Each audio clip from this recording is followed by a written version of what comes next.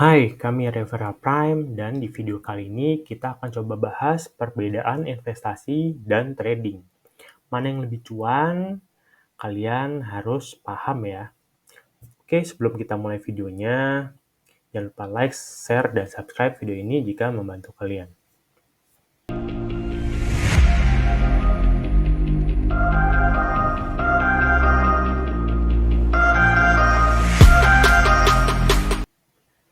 Kita mulai dari investasi sendiri, itu dapat diartikan sebagai suatu kegiatan untuk menciptakan kekayaan dalam jangka waktu panjang dengan membeli aset yang bagus dan menahannya untuk jangka waktu yang lama. Dan kegiatan ini biasanya disebut investor ya, pelakunya, seperti itu.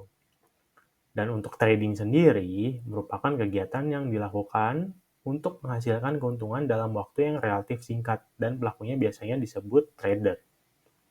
Oke, setelah kita mengetahui deskripsi investasi dan trading, kita bakal membahasnya dari 6 indikator ya, yaitu yang pertama tujuan, yang kedua pengambilan keputusan, yang ketiga risiko, yang keempat profil risiko, yang kelima keuntungan, dan yang keenam adalah elemen pelindung aset.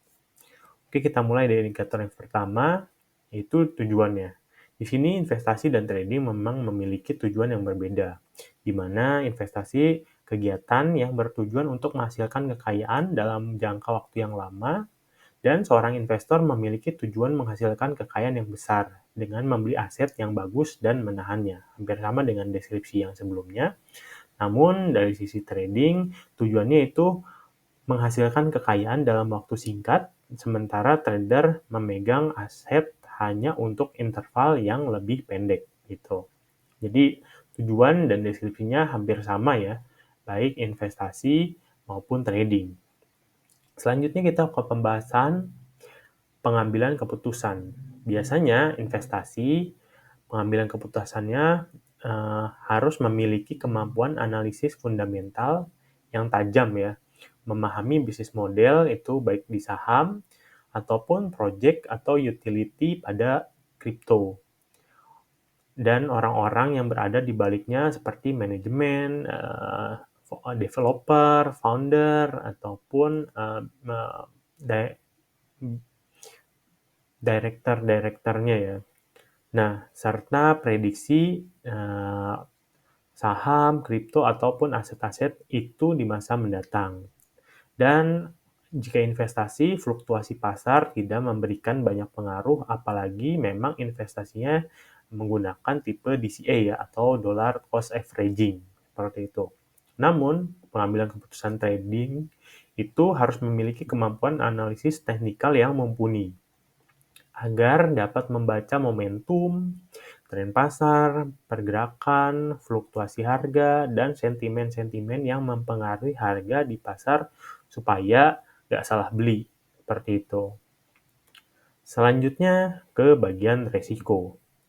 Untuk investasi sendiri, potensi keuntungan besar dalam jangka panjang, tetapi dalam jangka pendek memang imbal hasilnya cukup rendah ya. Jadi karena investasi ini dilihat untuk jangka panjang, jadi keuntungannya pun bisa maksimum diraih jika kita hold dalam jangka waktu panjang.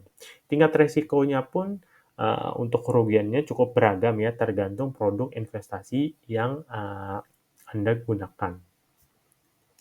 Selanjutnya, kalau resiko pada trading, ini lebih beresiko ya, karena memang bergantung pada fluktuasi harga ya. Disitulah para trader biasanya melihat ada opportunity pada fluktuasi harga naik dan turunnya harga market. Meskipun begitu, kalau Anda sudah cukup berpengalaman serta mempunyai kemampuan analisis yang baik, cara ini bisa memberikan keuntungan besar dalam waktu singkat. Aktivitas ini tidak cocok dilakukan oleh pemula karena risiko kerugiannya sangat tinggi. Jadi, kalian harus belajar dulu analisis teknikalnya sampai kalian rasa sudah cukup, baru kalian bisa melakukan uji coba terhadap trading plan ataupun strategi yang sudah kalian buat.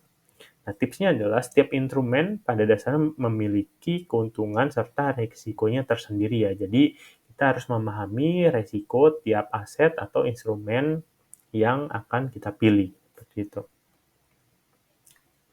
Selanjutnya kalau dari sisi profil risiko, investasi ini biasanya ada yang konservatif atau moderat ya, kayak contohnya beli saham blue chip atau kripto dengan big cap tinggi, seperti itu. Tapi kalau trading biasanya agresif, di mana ada fluktuatif, ada momentum, nah di situ dia masuk, seperti itu. Nah, profil risiko sendiri adalah indikator untuk mengetahui tingkat toleransi investor terhadap risiko investasi. Biasanya prinsip dasar investasi adalah high risk, high return. Jadi semakin tinggi resikonya, makin tinggi juga potensi imbal hasil yang kita bisa dapat.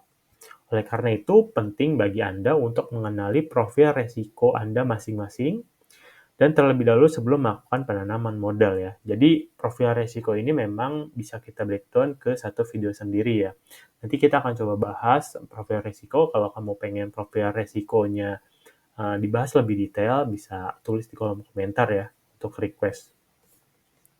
Oke, selanjutnya elemen pelindung yang terakhir, yaitu kalau investasi, jika berinvestasi pada aset dengan fundamental yang baik, saat harganya turun, para investor biasanya tidak terlalu khawatir ya, karena dalam jangka panjang nilainya akan pulih bahkan bertumbuh. Jadi memang terus dilihat dari sisi pertumbuhan jangka panjangnya. Jadi selama tujuan investasinya jangka panjang, investor tidak mencemaskan fluktuasi harga baik harian, mingguan, jadi tidak terlalu berpengaruh pada psikis dan emosi para investor.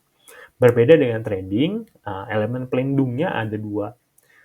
Yang terpenting ya, yaitu stop loss. Jadi adalah batas kerugian yang ditentukan sendiri oleh trader. Artinya kalau pergerakan harga aset yang dimiliki trader tidak sesuai harapan, maka ia akan menjualnya saat batas stop loss-nya tercapai.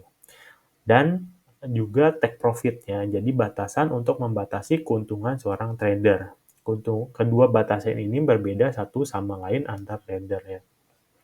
Jadi tiap trader itu memiliki tadi ya strategi, money management, rasio, risk reward rasio. Jadi akan memiliki perbedaan stop loss dan take profit tiap-tiap trader. Jadi itu elemen penting dari trader seperti itu.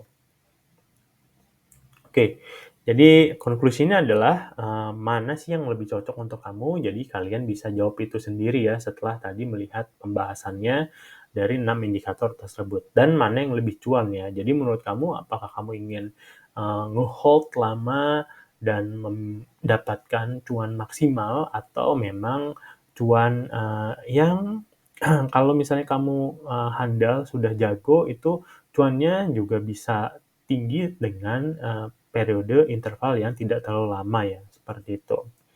Yang paling penting adalah pahami profil resiko dulu ya. Jadi kamu harus mengerti profil resiko Anda sendiri dan juga Anda harus melihat waktu ya, apakah Anda mampu melihat atau membaca pergerakan chart untuk trader ya, yang harus banyak melihat chart, atau memang kamu nggak ada waktu mantau pasar terus-menerus, jadi kamu bisa memilih sebagai investor.